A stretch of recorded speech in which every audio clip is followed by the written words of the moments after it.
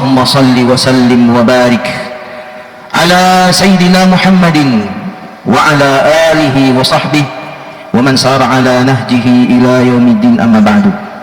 Yaqulu Rabbuna azza wa jalla, ya ayyuhalladzina amanu taqullaha haqqa tuqatih wa la tamutunna illa wa antum muslimun.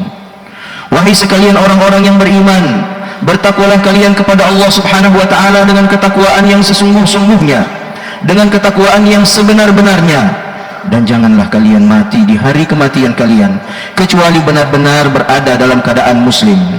Wa yaqulu aidan, ya ayyuhalladzina amanu taqullaha wal tanzur nafsum ma qaddamat lighad wattaqullaha innallaha khabirum bima ta'malun.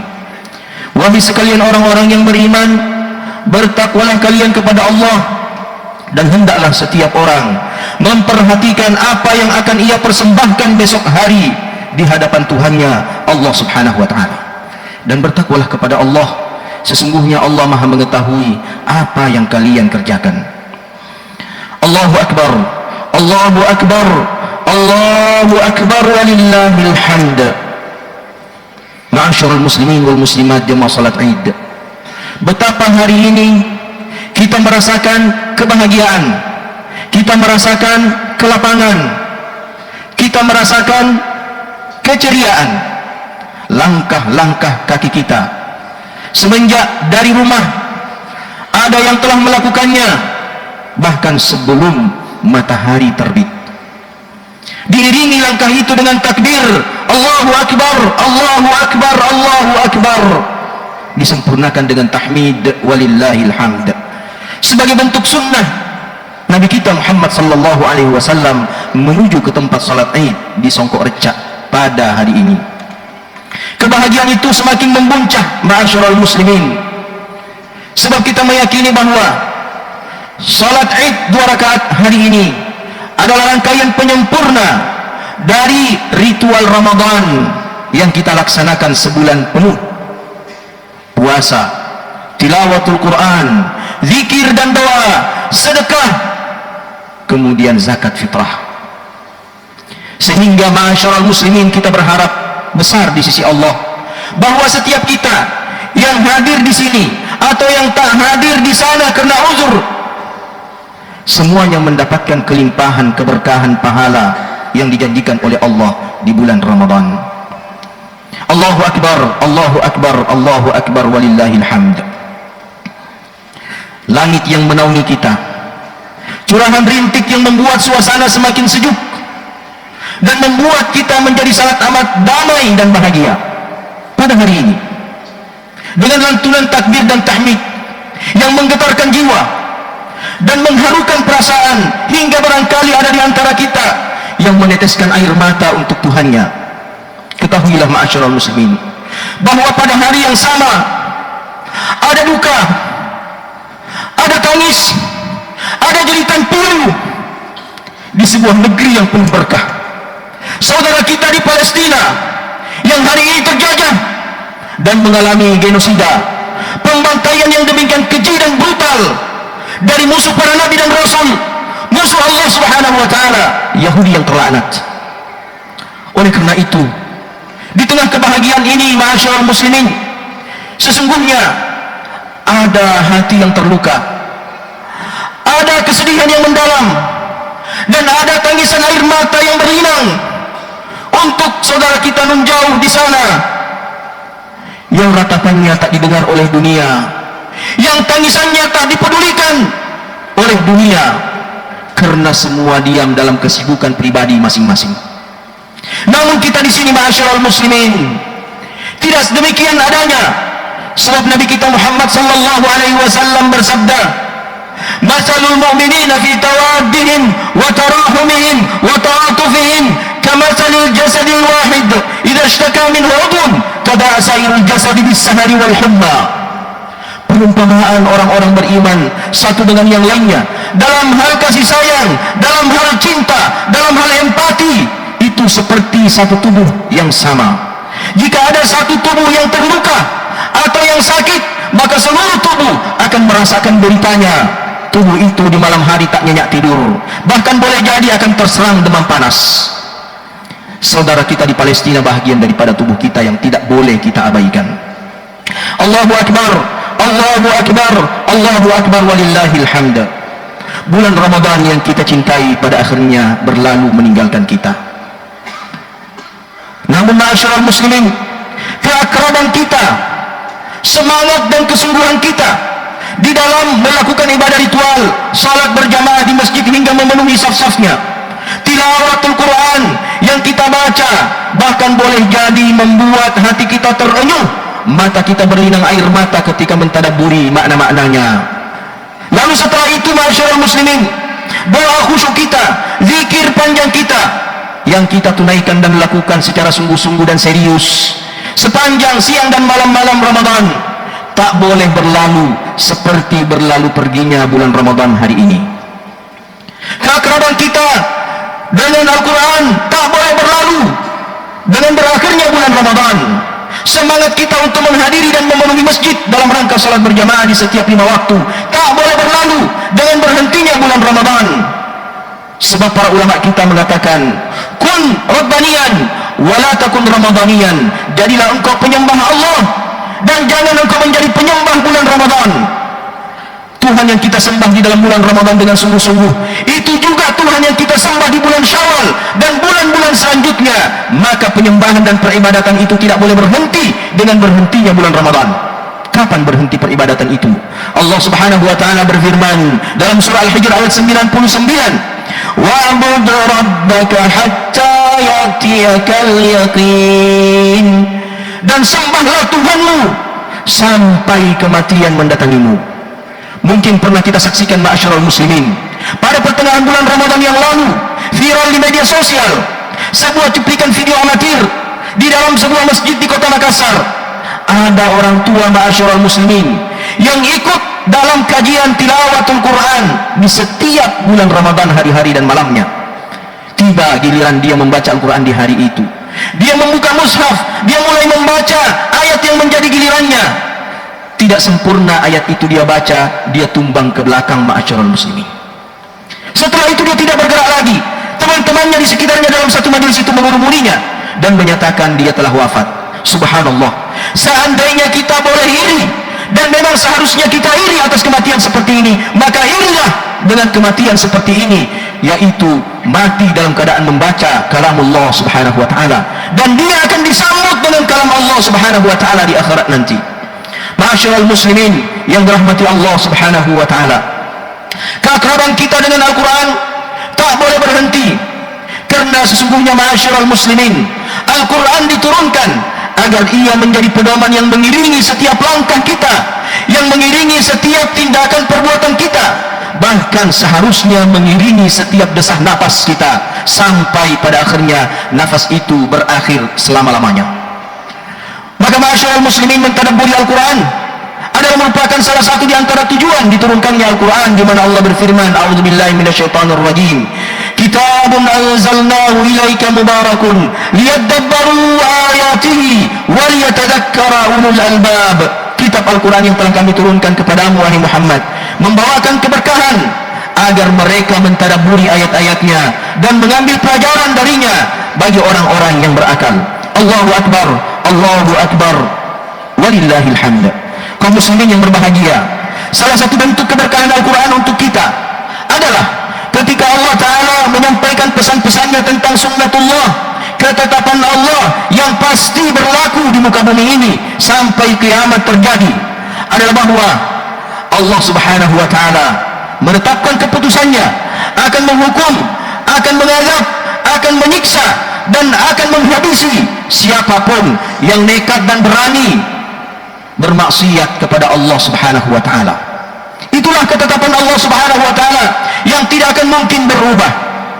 Dan peringatan itu sesungguhnya ma'asyiral muslimin adalah merupakan nasihat terbaik untuk kita cermati, untuk kita perhatikan dalam kehidupan kita, agar kita senantiasa berjuang dan berusaha menghindari setiap maksiat, menghindari setiap dosa, menghindari setiap kezaliman, karena kita faham dan mengerti bahwa di balik kemaksiatan itu ada ancaman hukuman Allah yang demikian keras.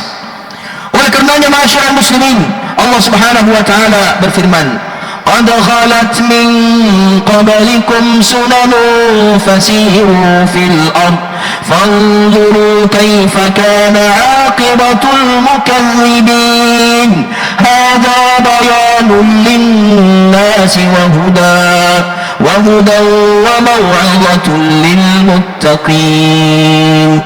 Sungguh telah berlalu ketetapan-ketetapan pada umat-umat terdahulu sebelum kalian, maka berjalanlah di muka bumi ini, lalu perhatikanlah bagaimana akhir dan kesudahan orang-orang yang mendustakan ayat-ayat Allah dan mendustakan risalah Rasulnya. Semua itu adalah penjelasan bagi umat manusia serta petunjuk dan nasihat bagi orang-orang yang bertakwa.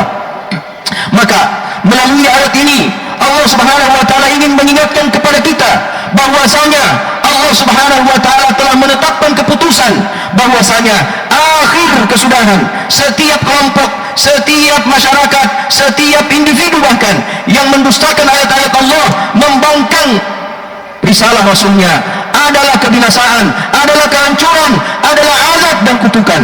Dan melalui ayat ini Allah Subhanahu wa taala memerintahkan kepada kita agar kita mempelajari sejarah umat-umat terdahulu, bagaimana mereka dihancur binasakan oleh Allah dengan kutukan azabnya lantaran sikap mereka yang selalu mendustakan ayat-ayat Allah Subhanahu wa taala dan membangkang terhadap perintah nabi-nabinya.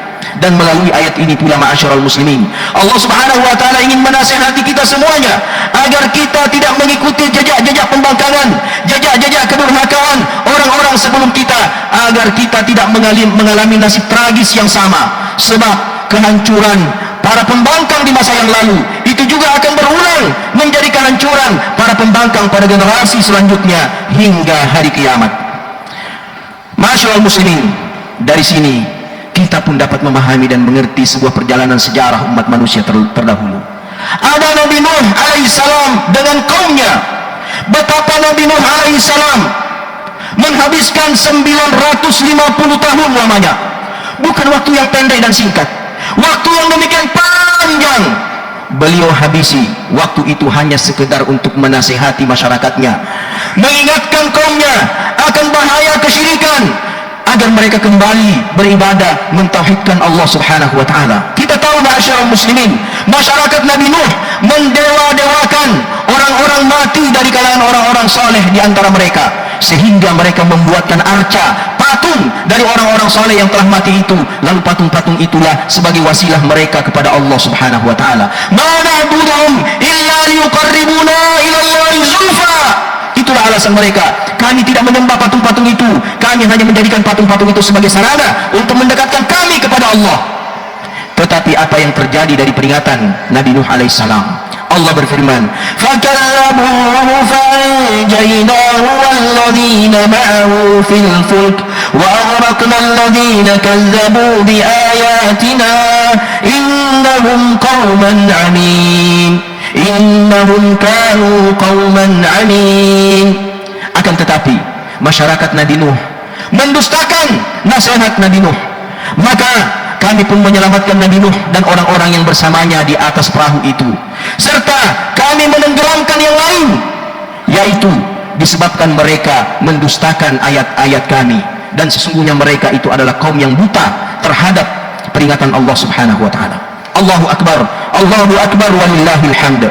Kaum muslimin yang berbahagia, kita juga mengenal bagaimana kaum Lut, Nabi Lut bersama dengan kaumnya siang dan malam dalam rentang tahun-tahun yang panjang. Nabi Lut alaihissalam mengingatkan kaumnya terhadap bahaya penyimpangan seksual LGBT, lesbianisme yang menyebar di tengah-tengah masyarakat pada saat itu.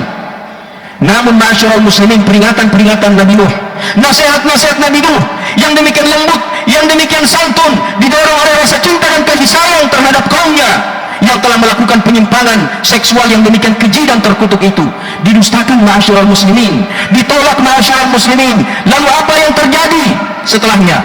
Maka Allah berfirman, fa'amtarna alaihim hijaratan min sijil, maka kami pun menghujani mereka dengan hujan batu dari tanah yang demikian keras. Faj'alna 'aliyaha safilaha wa amtarna 'alaihim hijaratan min sijil. akibat daripada pendustaan yang dilakukan oleh masyarakat kaum Nabi Lut. Maka Allah membalik kampung mereka, yang di atas menjadi di bawah, yang di bawah menjadi di atas, lalu Allah menghujani mereka dengan hujan kutukan berupa batu yang demikian keras. Walayyadubillah. Dan kita ingat juga ma'asyiral muslimin, bagaimana Nabi Musa alaihissalam bersama Fir'aun dan masyarakatnya. Kita tahu ma'asyiral muslimin, Fir'aun adalah salah satu penguasa yang demikian sukses membangun kemakmuran di Mesir dan membangun infrastruktur yang demikian modern, yang demikian canggih di masanya. Dialah raja yang menyulap Mesir menjadi kota metropolitan yang sangat amat dikagumi keindahan bangunan-bangunannya. Hingga hari ini piramida-piramida masih tetap menjadi bangunan yang demikian mengagumkan hingga di masa modern hari ini. Tapi apa yang terjadi ma'asyiral muslimin? Fir'aun dengan kesombongan kekuasaannya, dengan keangkuhan kota metropolitannya yang megah, menolak nasihat Nabi Musa alaihissalam. Lalu apa yang terjadi? Allah pun menenggelamkannya. Wa auhayna ila Musa an idrib bi'asaka al-hajar fanfalaka fakana kullu firqin qattawil azim wa azrafna thumma al-akharin wa anzalna Musa wa ma'ahu ajma'in thumma aghraqna al-akharin. Allah subhanahu wa ta'ala pada akhirnya menenggelamkan Fir'aun dan seluruh bala tentaranya, tidak tersisa ma'asyiral muslimin. Dari kisah-kisah yang termuat dalam Al-Quran dan yang lainnya, kita dapat memahami bahwasanya akhir dari kesudahan dan kesudahan orang-orang yang mendustakan nasihat para nabi, ayat-ayat Allah adalah hanya kehancuran, kebinasaan dan kutukan. Ma'asyiral muslimin yang dirahmati Allah subhanahu wa ta'ala, oleh karena itu marilah kita menyadari bersama bahwasanya tidak ada jalan keluar, tidak ada jalan untuk mencapai kemakmuran yang sejati, untuk mencapai dan merasakan keselamatan yang sesungguhnya, kebahagiaan yang sesungguhnya, kecuali kita mengambil jalan sebaliknya dari apa yang dilalui oleh Fir'aun, oleh Namrud, oleh Qarun. Kita menelusuri jalan ketaatan pengabdian kepada Allah subhanahu wa ta'ala. Dan begitulah janji Allah subhanahu wa ta'ala di dalam Al-Quran. Wa'adallahu alladhina amanu minkum wa amilus salihati la yastakhlifannahum fil ard kama istakhlafa alladhina min qablihim wa la yumakkinanna lahum dinahum alladhi irtada lahum wa la yubaddilannahum min ba'di khawfihim amna ya'budunani wa la yushrikuna bi syai'a. Allah subhanahu wa ta'ala, Tuhan kalian telah berjanji kepada kalian bahwa Allah berjanji kepada orang-orang yang beriman dan beramal soleh, Allah akan memberikan kepada mereka kekuasaan di muka bumi ini. Allah subhanahu wa ta'ala akan meneguhkan agama yang Allah ridhai untuk mereka, dan Allah akan mengubah rasa takut mereka dengan kedamaian dan kesejahteraan. Mereka setelah itu akan menyembah Allah subhanahu wa ta'ala yang esa dan tidak melakukan kesyirikan sedikit pun untuknya. Lalu Allah subhanahu wa ta'ala berfirman, wa aqimus salata wa atuz zakata wa atirur rasul la'allakum turhamun. Dirikanlah salat, bayarlah zakat, dan taatlah kalian kepada Rasulullah Muhammad sallallahu alaihi wasallam. Dengan demikian kalian akan mendapatkan rahmat Allah subhanahu wa ta'ala. Dari ayat ini ma'asyiral muslimin, kita dapat menyimpulkan bahwa tingkat-tingkat dan kiat-kiat untuk mendapatkan keselamatan, kebahagiaan dan kesejahteraan yang utuh dan sempurna. Yang pertama adalah keimanan kepada Allah subhanahu wa ta'ala dengan merealisasikan tauhid, pengibadatan kepada Allah semata. Yang kedua, taat sepenuhnya kepada Allah dan Rasulnya di dalam melakukan amal-amal soleh dan menghindari sejauh-jauhnya maksiat dan dosa. Lalu kemudian yang ketiga ma'asyiral muslimin adalah senantiasa berusaha menyambung silaturahim, berbuat baik, beretika yang baik, berakhlak yang mulia ketika berinteraksi dengan sesama, menghindari tindakan kezaliman apapun bentuknya, meskipun dalam bentuk celaan dan panggilan yang tidak sopan kepada saudara-saudara kita dalam kehidupan sosial.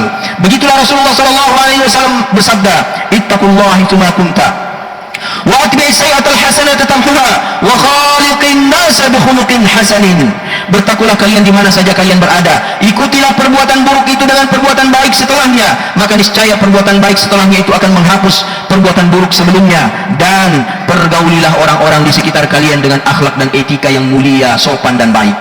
Ma'asyiral muslimin yang dirahmati Allah subhanahu wa ta'ala, terakhir, maka marilah kita menyadari bahwasanya kebahagiaan yang kita rasakan hari ini tidak boleh hanya kita nikmati sendiri. Makanan yang tersaji hari ini tidak boleh kita kecap sendiri.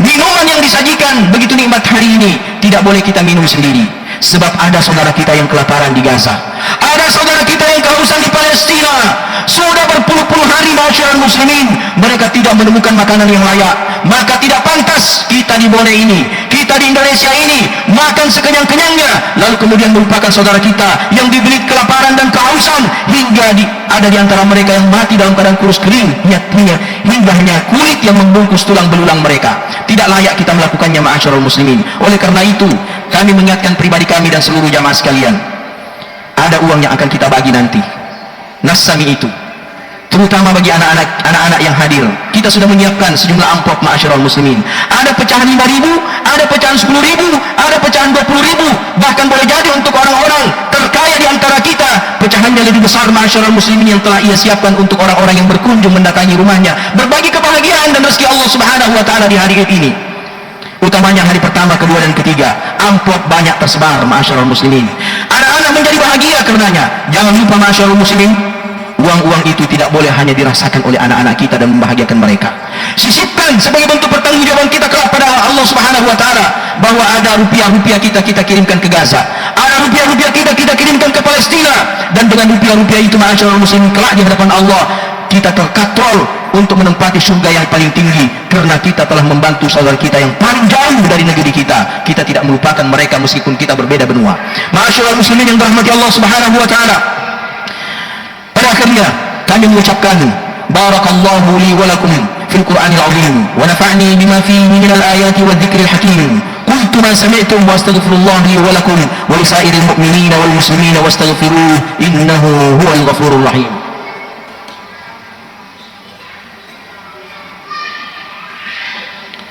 Alhamdulillahilladzi an'ama 'alaina bi ni'matil iman wal islam. Asyhadu an la ilaha illallah wahdahu la syarika lah wa asyhadu anna Muhammadan 'abduhu wa rasuluhu wa safiyyuhu wa khaliluhu sallallahu alaihi wasallam. Pada khutbah yang kedua ini ma'asyiral muslimin, sebelum kita menutupnya dengan berselawat kepada baginda Rasulullah dan bermunajat, berdoa, memohon kepada Allah Subhanahu wa taala, maka izinkan kami untuk mengingatkan kita semua tentang satu sunnah Rasulullah sallallahu alaihi wasallam yang boleh jadi dilupakan oleh sebahagian saudara-saudara muslim kita di negeri ini, yaitu puasa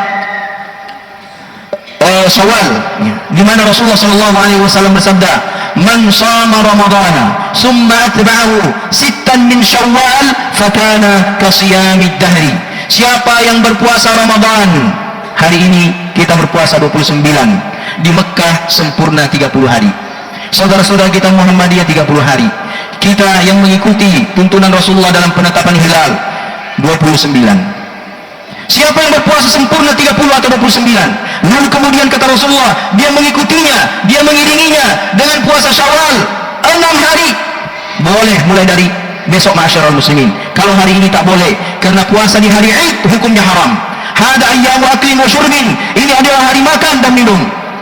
Maka siapa yang memulai besok berurutan 1, 2, 3, 4, 5, 6, maka itu dihitung dalam syariat kita sebagai puasa sepanjang tahun 360 hari. Luar biasa.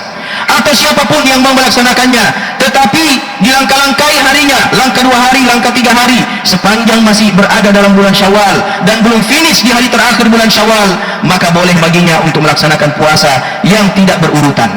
Ma'asyiral muslimin yang dirahmati Allah Subhanahu wa taala, akhirnya marilah kita menundukkan hati dan segenap jiwa kita untuk memohon kepada Allah Subhanahu wa taala dengan sepenuh kekhusyuan yang mampu kita hadirkan di dalam hati kita masing-masing. Marilah kita melihat, marilah kita menyadari, marilah kita meyakini bahwa sungguhnya rahmat Allah Subhanahu wa taala itu demikian luas, mencakup seluruh makhluk-makhluknya. Dan marilah kita kemudian melantunkan doa kita kepada Allah Subhanahu wa taala. Allahumma inna nas'aluka bi anna nashhadu annaka antallah alladzi la ilaha illa antal ahadus samad alladzi lam yalid wa lam yulad wa lam yakul lahu kufuwan ahad. Rabbana, lihatlah kami para hamba-hambamu yang lemah dan penuh dosa ini.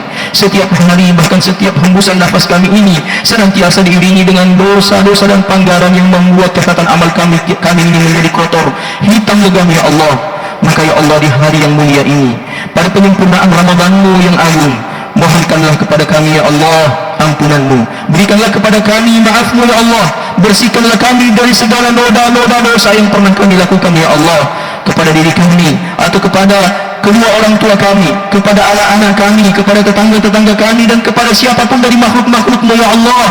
Maka hapuskanlah dari kami dosa-dosa tersebut. Rabbana, wahai Zat yang Maha Pengasih, Kasihilah kedua orang tua kami, rahmatilah perjalanan mereka di dunia hingga tiba di sungai Firdaus-Mu ya Allah. Ikuti mereka dengan ampunan-Mu. Ampuni kami ya Allah yang selalu payah dalam membahagiakan ayah bunda kami. Ampuni kami ya Allah yang selalu payah mengukir jejak-jejak bakti kepada mereka. Ada di antara mereka ya Allah telah berpulang dan kami belum menorehkan bakti yang mulia untuk mereka. Kami pernah membuat genangan air mata mereka tertumpah kesal karena perbuatan kami ya Allah. Maka ya Allah, kami mohon di hari fitri ini, sucikanlah kami dari dosa-dosa pembangkangan dan kedurhakaan dahulu yang kami lakukan kepada kedua orang tua kami. Rabbana, semua yang ada pada kami hari ini, harta benda kami, karir kami, jabatan kami, capaian-capaian kami, jasmani kami yang menawan, yang gagah, yang cantik, semua itu ya Allah kami yakini adalah karunia dari-Mu semata ya Allah. Kami tidak bisa memperolehnya kecuali karena pemberian-Mu ya Allah. Oleh karena itu ya Allah, tolonglah kami agar kami dapat menggunakan semua karunia itu hanya dalam ketaatan kepada-Mu ya Allah. Tolonglah kami ya Allah agar kami dapat menggunakan semua rezeki-Mu itu untuk meneguhkan dan menguatkan agama-Mu ya Allah. Dan tolonglah kami agar kami tidak tergelincir ya Allah dengan nikmat-nikmat itu untuk melakukan dosa dan maksiat dalam kehidupan kami. Rabbana, kami titipkan negeri indah tanah air kami ini pada-Mu ya Allah. Lindungilah negeri ini dari segala keburukan dan kejahatan. Jauhkan kami, rakyat negeri ini, dari kezaliman dan tipu daya. Anugerahkan untuk kami para pemimpin, anugerahkan kepada kami para pejabat yang menegakkan keadilan, yang ikhlas bekerja untuk kesejahteraan rakyatnya, yang takut untuk melakukan tindakan kezaliman sekecil apapun kezaliman itu ya Allah. Rabbana, kami juga titipkan saudara-saudara kami yang hari ini masih terpuruk dalam derita dalam penjajahan kaum Zionis di Palestina, dalam aksi diskriminatif kaum Hindu ekstrim di India, dalam pahitnya derita Suriah dan di Sudan dan dimanapun mereka saudara-saudara kami ini melewati hari-hari penuh duka. Kami mohon lindungilah mereka ya Allah, kasihilah mereka ya Allah, lapangkanlah rezeki dan makanan kebutuhan dasar mereka ya Allah, serta berikanlah kekuatan kesabaran mereka untuk melewati hari-hari penuh duka itu sehingga Engkau menangkan mereka di atas musuh-musuh mereka. Rabbana, kami titipkan anak-anak kami kepada-Mu ya Allah, kami titipkan generasi muda kami kepada-Mu ya Allah. Didik dan terbiarlah mereka, kasihi dan lindungilah mereka ya Allah dari penyimpangan moral yang terjadi di tengah-tengah kami ya Allah akibat media sosial, akibat internet ya Allah. Lindungilah generasi kami ya Allah sehingga tangisan hari ini menjadi zikir mereka kelak di masa dewasa. Rabbana, Allahumma ghfir lil muslimina wal muslimat wal mu'minina wal mu'minat al ahya'i minhum wal amwat ya sami'un qaribun mujibud da'wat. Rabbana ighfir lana wa li ikhwanina alladhina sabaquna bil iman wa la taj'al fi qulubina ghillan lil ladzina amanu rabbana innaka ra'ufur rahim. Allahumma a'izzal islam wal muslimin wa ahlikil kafarata wal musyrikin wa a'da'ika ya azizu ya qahhar ya rabbal alamin. Rabbana atina fid dunya hasanah wa fil akhirati hasanah wa qina adzaban nar. Subhana rabbika rabbil izzati amma yasifun wa salamun alal mursalin wa akhiru da'wana alhamdulillahi rabbil alamin.